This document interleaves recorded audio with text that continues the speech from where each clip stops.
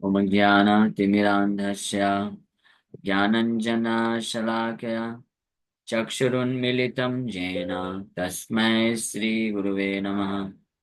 नमः विष्णुपादाय कृष्णप्रेष्ठाय भूतले श्रीमते भक्तिवेदान्त स्वामिन्निति नामिने। नमस्ते सारस्वती देवे गौरवाणी प्रचारिणे निर्विशेष शून्यवादी पाश्चात्य देश तारिणे नित्यानंद नमस्तुभ्यं प्रेमानंद प्रदायिने कलौ कल्मषनाशाय जानवापतये नमः। नमो महावदन्याय कृष्ण प्रेम प्रदायते कृष्णाय कृष्ण चैतन्य नामने गौरतुसे नमः। जय श्री कृष्ण चैतन्य प्रभु नित्यानंद श्री अद्वैत गदाधर शिवासादि गौर भक्त वृंद। हरे कृष्णा कृष्णा कृष्णा हरे हरे हरे राम राम राम हरे हरे।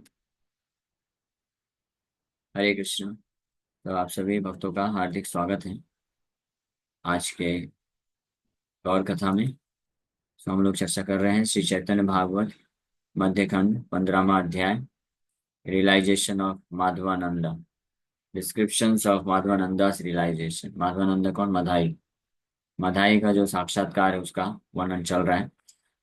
जो जगाई मधाई उद्धार होने के पश्चात तो बहुत ही धिक्कार करते थे, अपने आप को रिपेंट करने लग गए कि उन्होंने भगवान के प्रति और अन्य सभी कई जीवात्माओं के प्रति बहुत हिंसा किया है। तो उस अपराध से भगवान से क्षमा मांगते हैं। इसमें श्री मधाई नित्यानंद प्रभु को के शरीर में प्रहार किया था। मधाई क्षमा मांगता है, नित्यानंद प्रभु क्षमा कर देते हैं।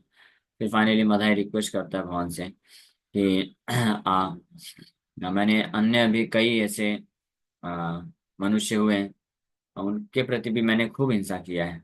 तो उस अपराध से मैं कैसे मुक्त हो पाऊंगा आप कृपा करके, क्योंकि मुझे तो मालूम नहीं कि मैंने किन किन लोगों के प्रति अपराध किया है।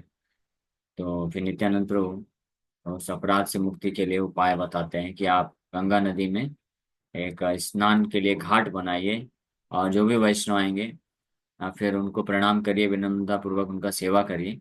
तो आपके इस प्रकार की सेवा से वो लोग खुश हो जाएंगे और आशीर्वाद देंगे। तब आप जो है जो है अपराध से मुक्त हो जाएंगे। तो ये एक बहुत महत्वपूर्ण शिक्षा है कि हमको जानबूझ करके तो कोई अपराध नहीं करना चाहिए, लेकिन अगर जाने अनजाने में अपराध होता है तो हमको सभी वैष्णवों को विनम्रता पूर्वक उनका हम जो सेवा कर सकें भगवान की भक्ति में आगे बढ़ने के लिए, तो वो सेवा करने से वो वैष्णव जब प्रसन्न होते हैं, खुश हो जाते हैं, तो उससे वो आशीर्वाद देते हैं और हमारे अपराध सारे नष्ट हो जाते हैं। फिर हमारी भक्ति की जो गाड़ी है तीव्रता बढ़ जाती है। भगवान के प्रति, भगवान के चरण कमलों में आश्रय प्राप्त करने की लालसा बढ़ जाएगी। भगवान का भजन बढ़ जाएगा, भगवान का सेवा बढ़ जाएगा और माया के प्रति जो आसक्ति है उससे विरक्ति आ जाएगी। तो ये उपाय है। तो इस प्रकार से मधाई नित्यानंद प्रभु के आदेश पे निकल पड़े और गंगा नदी के तट पे स्नान का घाट बनाना प्रारंभ कर देते हैं। लोका देखी करे बड़ा अपूर्व ज्ञान सबारे धाई करे दंड प्रणाम। ज्ञाने वा ज्ञाने जत कैलु अपराध सकल क्षाम्य मोरे करह प्रसाद।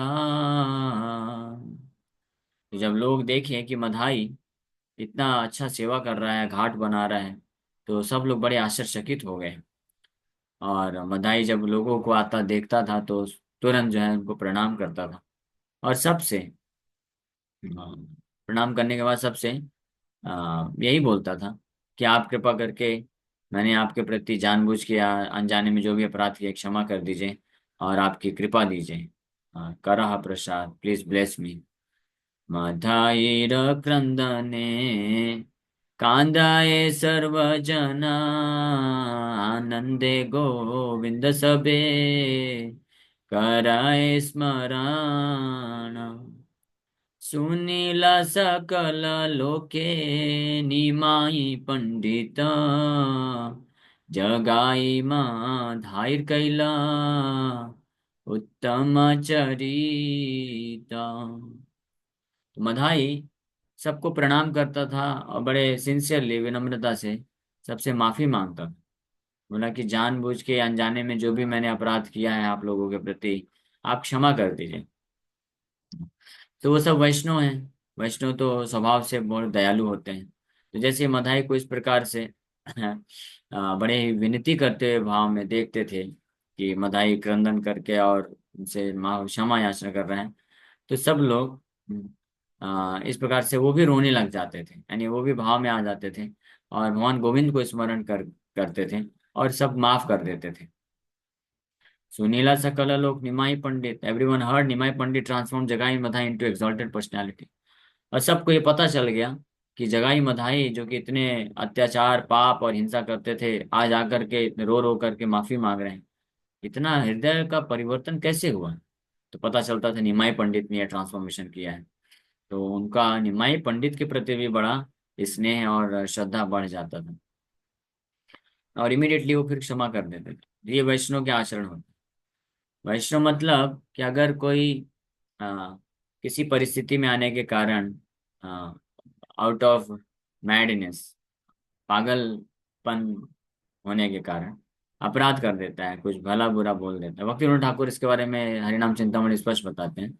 The only reason somebody can blaspheme a Vaishnava, केवल एक ही कारण हो सकता है कि कोई किसी वैष्णव का, भक्त का निंदा करे, और उसका कारण एकमात्र है मत्त, मत्त हैया निंदा करे। कोई पागलपंथी के कारण ही ये कार्य कर सकता है। पागलपंथी का मतलब है कि देहात्म बुद्धि, भौतिक चेतना में होने के कारण जब खुद के इंद्र तृप्ति में बाधा आती है, तो उसके कारण कोई वैष्णव का जो है ग्लोरीज को या सहन नहीं कर पाता है, तो फिर उसका निंदा करता है। तो ये होता है। तो जो वैष्णव, जो जेन्युइन वैष्णव होते हैं, इस बात को जानते हैं कि वो जो बेचारा है वो अज्ञानता के कारण फंस गया था उस वक्त, तो कुछ कुछ बोल दिया, मेरे को बड़ा बुरा बोला, निंदा किया या पिटाई किया। लेकिन अभी वो है, वो शुद्ध हो गया है, अभी जो है ट्रांसफॉर्म हो गया है, देहात बुद्धि से ऊपर उठ गया है, कृष्ण के चरण कमलों में पूर्ण आश्रय ले लिया है। तो अभी वो माफी मांग रहा है, तो ठीक है, भूल जाना चाहिए, माफ कर देना चाहिए। तो that is one of the quality of a Vaishnava, that he forgets and forgives. वो भूल जाता है पिछला और माफ कर देते हैं। वैष्णव तो इतने इस स्तर के होते हैं कि पिछला कुछ तो छोड़ दीजिए, वो हमेशा केवल माफ करने का ही उनको भाव होता है। हमारे गुरु महाराज के पास एक बार एक शिष्य आए और वो आकर के प्रणाम करके रोने लग गए। बोले, महाराज, गुरु महाराज, मुझे माफ कर दीजिए, मैंने आपके प्रति बहुत अपराध किया है, बहुत सारे अपराध किए हैं, मुझे क्षमा कर दीजिए। तो महाराज का हृदय इमीडिएटली पिघल गया, वो जो भी अपराध किए थे। तो महाराज बोले कि I forgive all your past offences and all your future offences also, just go on serving शिला प्रभुपाद। केवल आप शिला प्रभुपाद जी की सेवा करते रहो, आपके पिछले सारे अपराधों को भी मैं क्षमा करता हूँ, और भविष्य में भी आप मेरे प्रति कुछ भी अपराध करोगे उसको भी मैं अभी ऑन द स्पॉट क्षमा कर देता हूँ। बस प्रभुपाद जी को छोड़ के मत जाओ, प्रभुपाद जी का सेवा करते रहो। ये महाराज बोले, ये होते हैं वैष्णव, शुद्ध वैष्णव।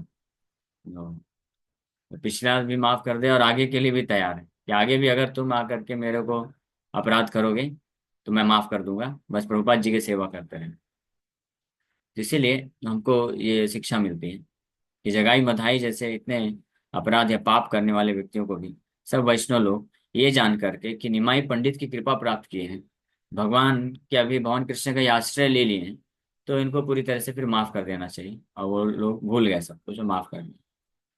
तो सुनिया सकल लोका आइला विस्मिता, सबे बले नर नाहे निमाई पंडिता।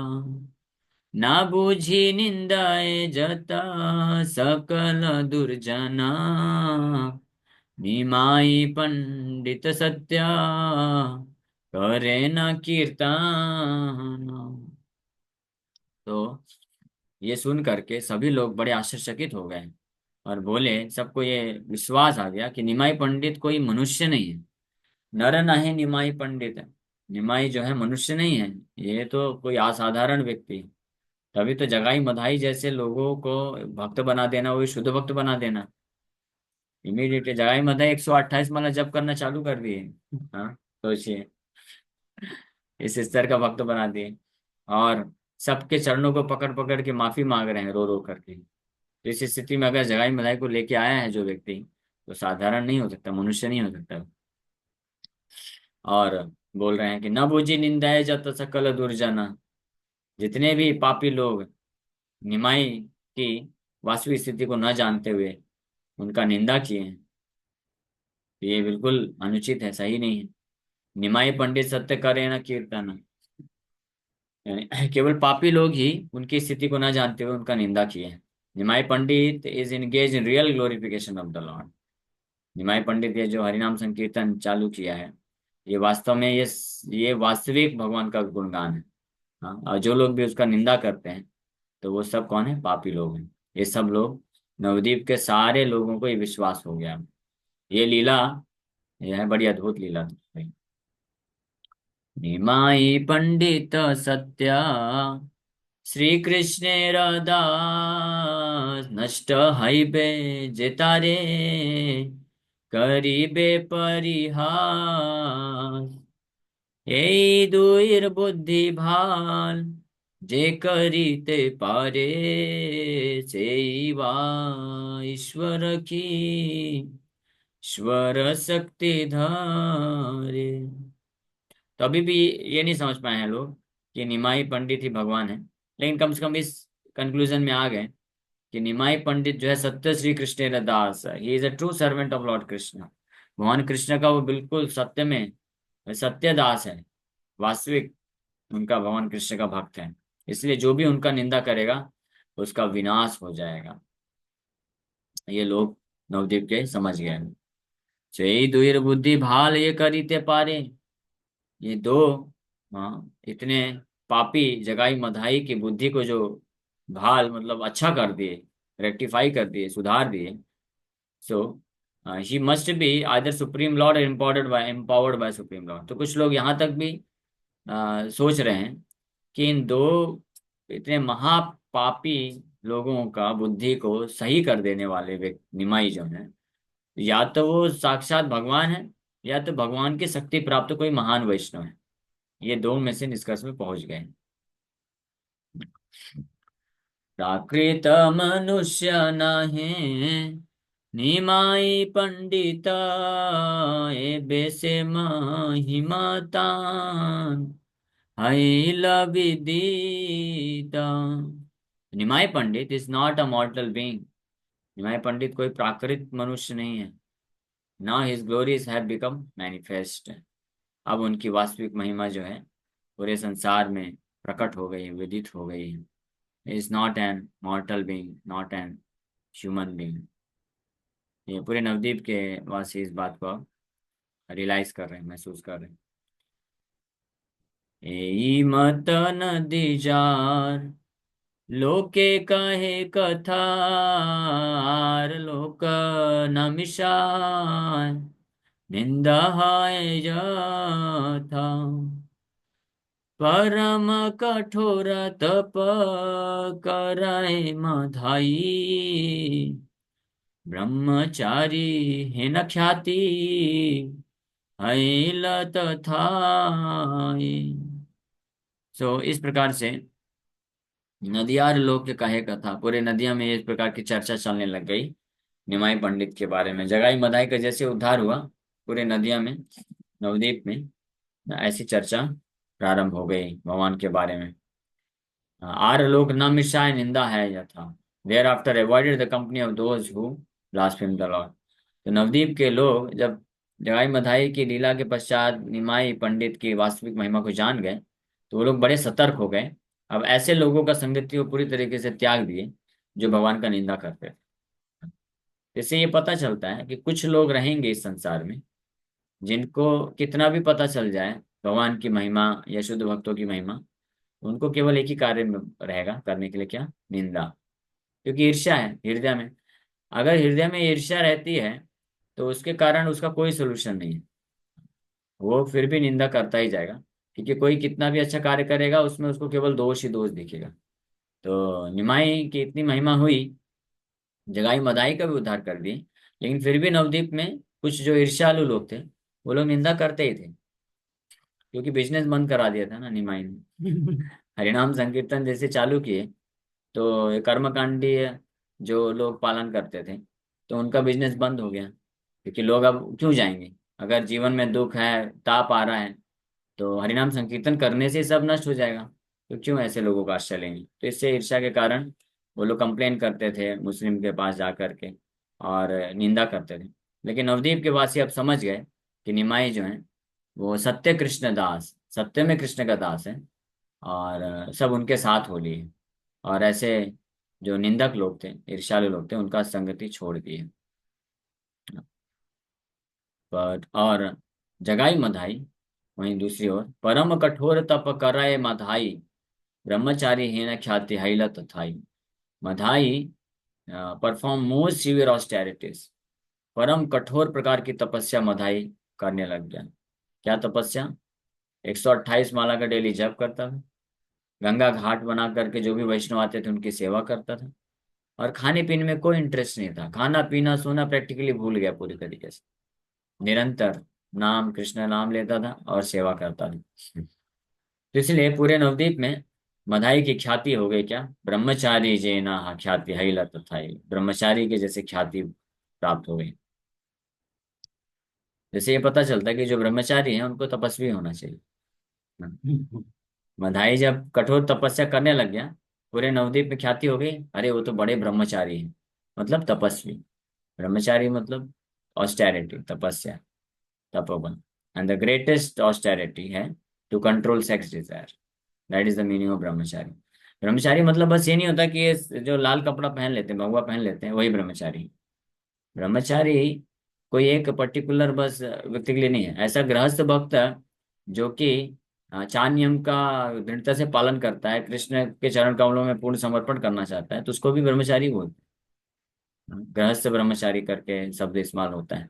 एक होता है नैष्ठिक ब्रह्मचारी और दूसरा गृहस्थ ब्रह्मचारी। तो ऐसे गृहस्थ भक्त जिनके जीवन का उद्देश्य एकमात्र है कृष्ण के भक्ति में आगे बढ़ना, इंद्र तृप्ति की भावनाओं को त्याग देते हैं, हाँ, लेकिन अपने परिवार वालों के साथ रहकर ही कृष्ण भक्ति करते हैं, सब लोग मिलकर कृष्ण का सेवा करते हैं, तो they are also known as brahmachari. तो तपस्या का जीवन, तपस्या का जीवन का अर्थ होता है इंद्र तृप्ति, सेंस ग्रेटिफिकेशन, भोग विलास के जीवन को त्याग देना चाहिए, और भगवान की भक्ति में आगे बढ़ने के लिए जो कार्य फेवरेबल होते हैं उनको करना चाहिए। जैसे सुबह जल्दी उठना है, ये एक तपस्या है।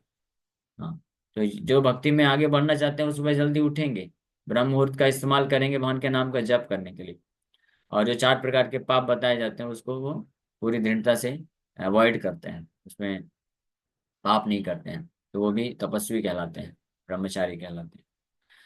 निरवधि गंगा देखी, ठाके गंगा घाटे, स्वहस्ते को डाली लैया, आपने खाटे।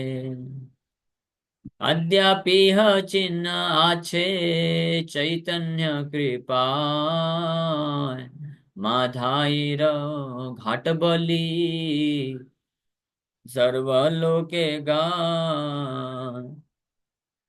तो नीरावधि, he constantly saw the Ganga while living at that ghat on the river bank।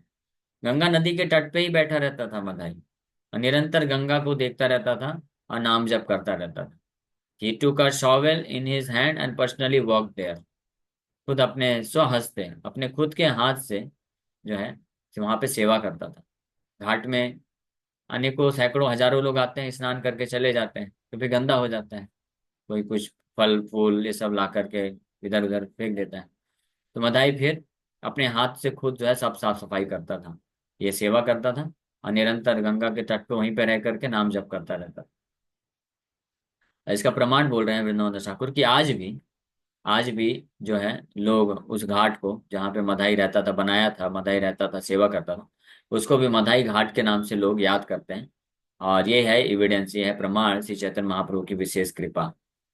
तो आज भी नवद्वीप में आप जाएंगे तो मदाई घाट करके स्थान है, और जैसे ही मधाई घाट बोलते हैं तो समझ में आता है कि चैतन्य महाप्रभु की बड़ी विशेष कृपा को प्राप्त करने वाले मथाई इस स्थान पे भजन किए और सेवा की, उद्धार हुआ मथाई।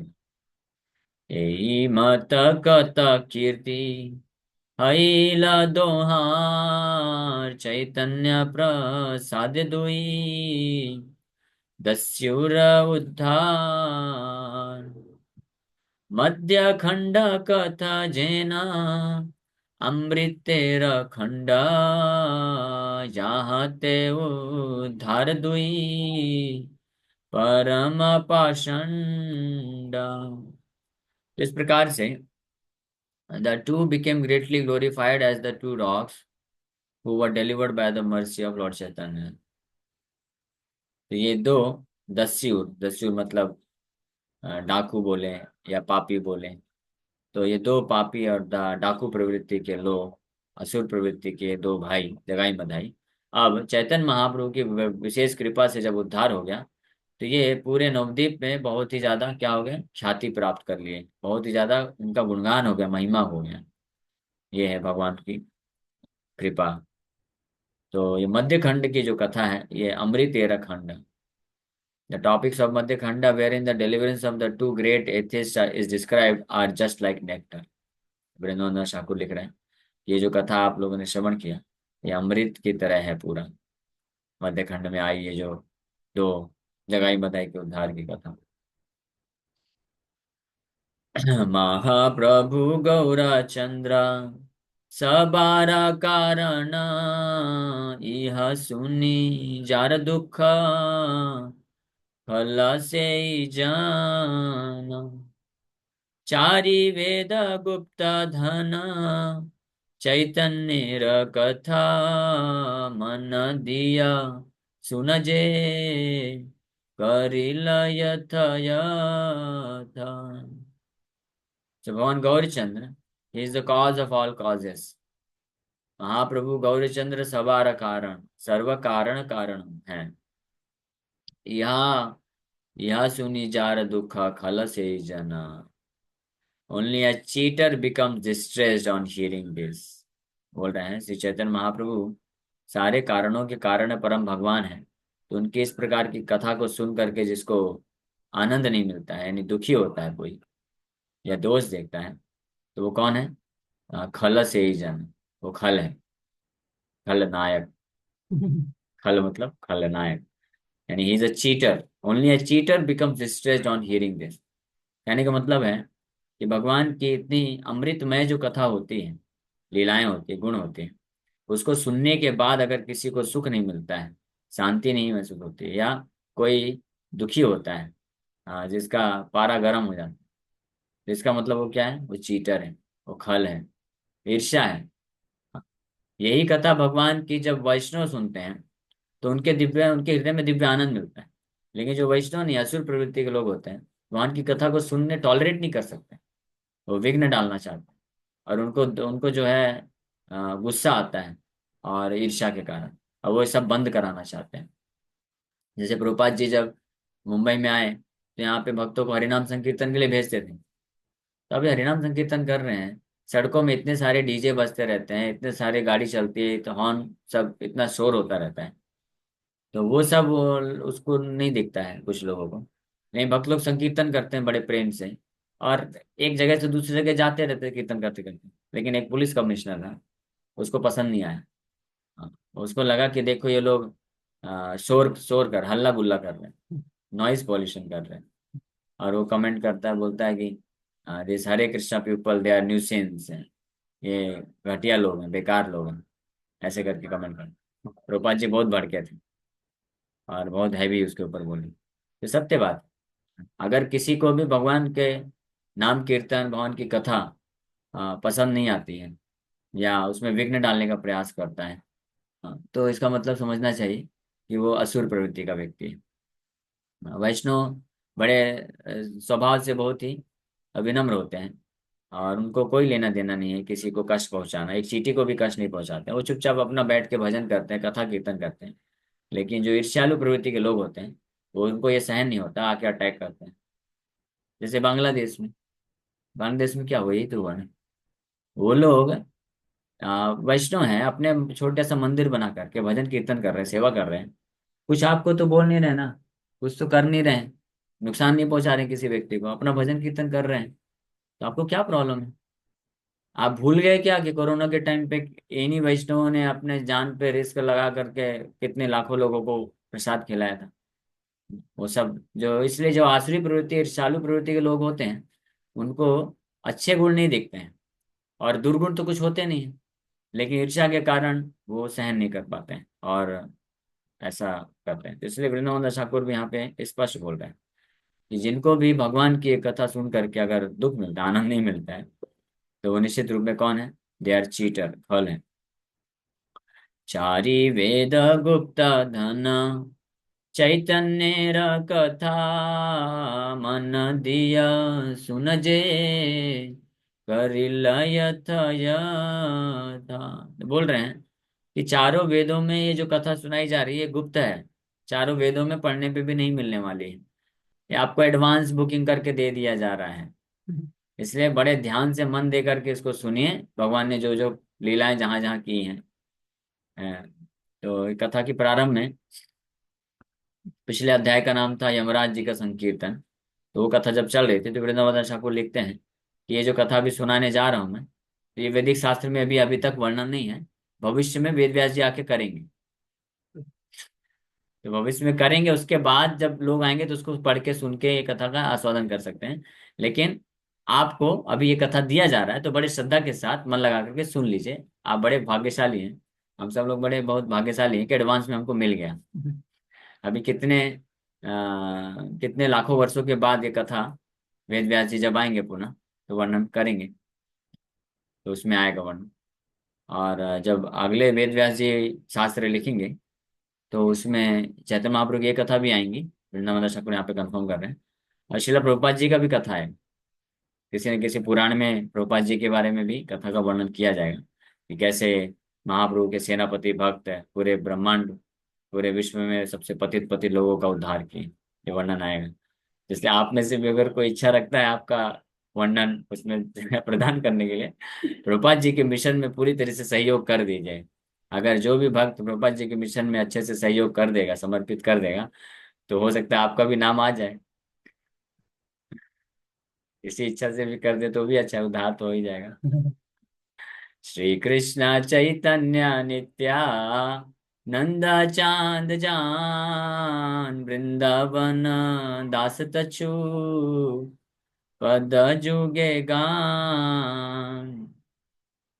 तो श्री चैतन्य महाप्रभु नित्यानंद प्रभु ही जिनके एकमात्र जीवन और आत्मा है, ऐसे वृंदावन दास ठाकुर उनके चरण कमलों की महिमा का वर्णन कर रहे हैं। इस प्रकार से ये अध्याय समाप्त होता है।